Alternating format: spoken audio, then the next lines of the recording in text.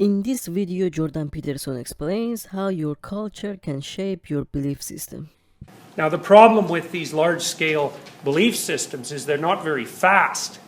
And part of the reason for that is that in order for a large-scale belief system to manifest itself in any reasonable form, it has to be predicated on the mutual agreement of the people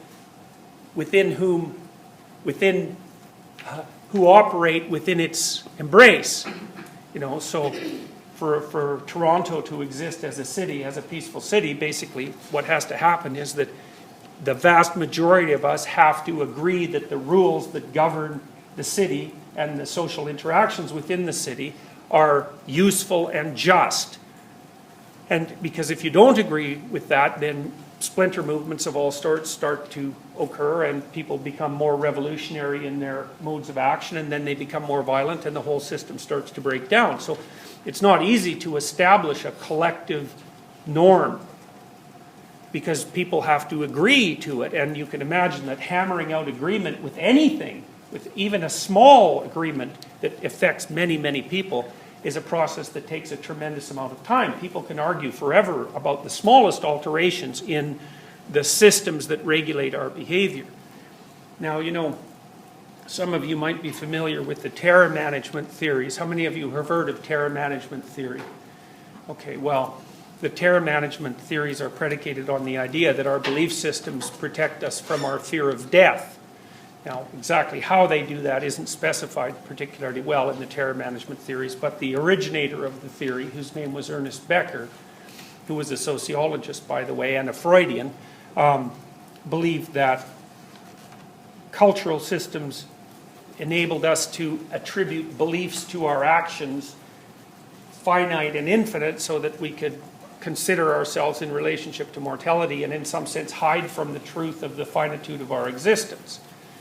Now, one of the things the terror management theorists don't really give any credence to is the fact that belief systems are not only systems of belief, they're systems of action regulation, right? So we've talked about the Piagetian notion of a game. I mean, the game exists first as something that everyone can play, and only later as something that people represent. And a social culture is the same way. A culture regulates the way that you interact with each other and what you expect from each other and how you can fulfill your needs in relationship to one another.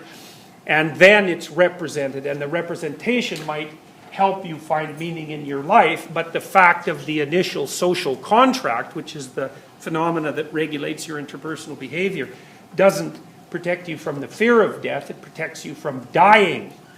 And that's a very important thing to note. I mean, all of you know, of course, that it's very cold out today, and yet here you are in this classroom where it's, ridiculously comfortable, by classroom standards, and of course by standards around the world, and you're not freezing to death in here, and that's not your belief that's protecting you.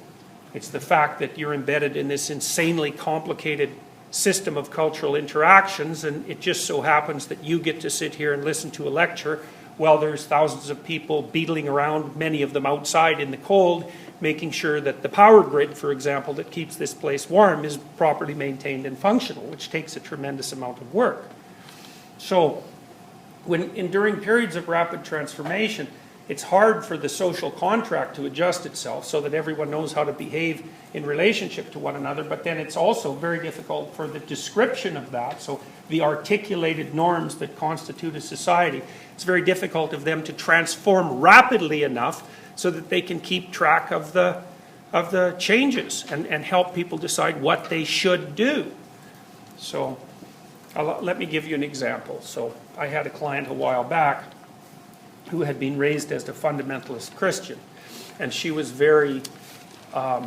she had been socialized and had come to believe that sex before marriage was wrong, but the probability that she was going to get married before she was 27 or 28 was low for a whole variety of reasons. And so then she faced this conundrum, and it was an interesting conundrum from my perspective because, I think that in a well-regulated psyche, sexuality is integrated into the personality so that it's so that it plays its role in the, what would you call it, in the polity of the self. It's integrated properly inside, and so it's under moral control, roughly speaking, because it serves its own function plus the function of keeping the person well situated in the present and developing properly in the future and maintaining proper relationships with everyone around them.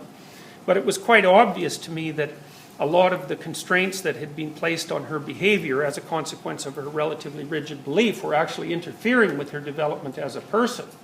And so one of the things we had to puzzle out was, well, exactly what are the moral guidelines that you should use to regulate your sexual behavior outside of marriage if you're not planning to be married for, maybe until your late 20s?